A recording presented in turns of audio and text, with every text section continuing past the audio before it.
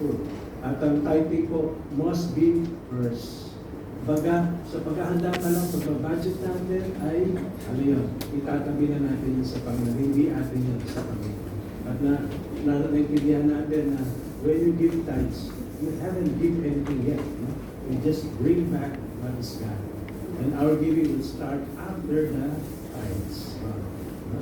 At makita natin na ito po ay kailangan mag-break yung spirit of mammon. No? Aming mammon, alala natin, didefine ito as the spirit of the world, no? Spirito ng mundo, na kung saan po nananahan sa pera na hindi na-submit, no? Sa Panginoon. Kaya ang mammon po ay pinipilit itong palitan, no? Ang pwesto ng Diyos na nangangakong bibigay sa atin na kung saan ang Diyos lamang ang makakabigay. Okay? So, and then, ang money is not necessarily evil, but the love of money is the root of all evil. And then, ating tinuruan din tayo na anong dapat gawin natin sa pera natin, sa resources natin. We should be good steward, right? And then kahit sa maliit bagay, let's be found faithful. Okay? And then, part 5 is, nakita natin doon yung about generosity. Tayo ba ay generous, no? At makita natin yung enemy ng generosity is selfishness. Naalala niyo yung madaling tandaan? Letter G, start with, God start with, letter G, na kung saan po, also the word generosity. And yung selfish, start with S, right? Satan, start with S. So, madaling matandaan. And then, tinuruan din tayo ng extravagance of generosity. Kung saan kita natin si Mary, na kung saan po ay nakaloob ng extravagant giving. And na-realize natin na it's not just a 1 year's salary ang kanyang kinaloob sa Panginoon, but it's actually his dowry, her dowry. No? And then, the reward of generosity. And then last week, si Jimmy Evans shared to us about the dream givers. No? Kung saan still remember that God has a dream for you. Amen? Be part of this eternal family. At i-guys tayo na to lay down our dream. Katulad na ginawa ni Mary when he lay down her future, her dream. Okay, so now, sa last part po natin, ay Pastor Morris will once again teach us. Now this time is the principle of multiplication. Are you ready? Amen. Manalangin po tayo. Let's pray. Heavenly Father, salamat Panginoon sa series ng The Blessed Life, Lord of God. As we go through this, Lord of God, you are teaching us important principles and truths na, Lord, na kapag ito ay ginawa namin, Lord of God, hindi pwedeng hindi kami mapagpala. Salamat, Panginoon. Lord, we want the kind of heart you have, the heart of generosity. That's why, Lord, help us even as we listen, Lord of God. I pray that you work in our hearts, tuwis po kayo sa aming mga puso. At baguhin niyo po ang aming puso. And give us the courage and the resolve, the commitment na makipag-cooperate sa ito. Help us, Lord, even today, Lord, in our last part, the principle of multiplication, Lord, Lord, bigyan niyo po kami ng kaliwanagan, clarity ng aming isip, at Lord, bigyan niyo rin po kami ng puso bukas sa umaga. Salamat, Panginoon. Lord, have your way in our hearts. This is our prayer. In Jesus' name we pray. Amen. Amen.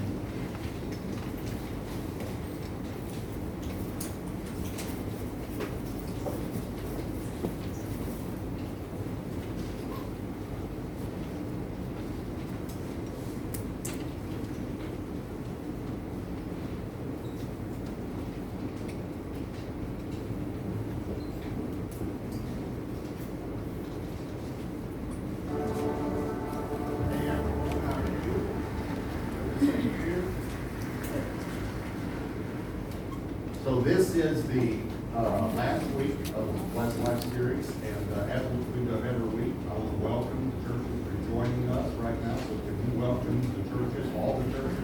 all over the country that are joining us right now for this series. And I want to ask you to turn to Luke chapter 9. Luke chapter 9. This is the funniest message in the series, just so you know. You're going to have a good time in church today, and that is allowed to laugh in church. It's allowed. So turn to Luke chapter 9. And let me just let you know a little bit as I go, before I get in the scripture. I'm a math person. I've told you that before. I think in numbers. And people ask me like, are you for this? Do you want to do this? Do you want to expand Pastor Robert in this way? Or Debbie will ask me about maybe remodeling something. So, okay, she knows this by now. My team knows this by now. Until you say a number, I don't know if I'm for it or not. I can be for it philosophically, but I may not be for it because you might be thinking a completely different number than I'm thinking. And I've even shared with Debbie, I can't hear the words that are coming out of your mouth until I hear a number. It's like listening, some of you, this might age you, but it's like listening to Charlie Brown's parents. What I hear is, $4,000. I heard that. I heard $4,000. That's what I heard. And that's okay. I can decide how long will that take me to fulfill the But I have to have a number, okay? In the same way, the title of this message is The Principles of Multiplication. Multiplication is a mathematical term, like addition or subtraction or division.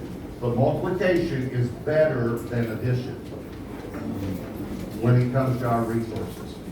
And our God is a God of multiplication. He is a God who can multiply. So let me ask you a question, and you can answer me out loud at all the campuses and all the other churches. Would it be all right with you if God multiplied your resources? Would that be all right? Okay, let me show you the two principles of multiplication from a very famous passage. Luke chapter 9, verse 12. It says, when the day began to wear away, the 12 came and said to him, should send the multitude away, that they may go into the surrounding towns and country and lodge and get provisions, for we are in a deserted place here. But he said to them, you give them something to eat. And they said, well, we have no more than 5 loaves and 2 fish, unless we go and buy food for all these people. For there were about 5,000 men. Now, let me stop just for a moment, because many, many people believe that Jesus fed 5,000 people. But that is not the case. Though in Jewish culture at that time, the way they counted crowds is they only counted the men, because they were counting families. So when it says there were 5,000 men, if you include the spouses and the children, and assuming that just each family had just 2 children, which per capita at that time it was 4 to 5. But let's just say there were only 2 children. That'd be husband, wife, 2 children. That's 4 times 5,000. That's 20,000. This is a much larger miracle. Now, let me just so you know, the Bible backs this up. Stay in Luke 9. But the parallel passage of this scripture in Matthew 14, verse 21 says, now those who had eaten were about 5,000 men, besides women and children. So you can refer to the feeding of the 5,000. That's fine. As long as you know in your mind it's 5,000 families, not 5,000 people. With 5 loaves and 2 fish. I would say that our God is a God of multiplication. Okay. Let's go back to verse 14. There were about 5,000 men. And he said to his disciple, make them sit down in groups of 50. I just want to comment here that Jesus is also a math person. And they did so and made them all sit down. And then he took the 5 loaves and the 2 fish, and looking up to heaven, he blessed and broke them and gave them to the disciples to set before the multitude. So they all ate and were filled, and 12 baskets of the leftover fragments were taken up by them. Now, again, because numbers jump out at me, I think, well, why were there 12 baskets? And there are some reasons theologically because of the region they were in. It was called the region of 12 and things like that. But one reason could have been that Jesus wanted each disciple to have a doggy bag. I mean, it could have, I'm just saying, all right?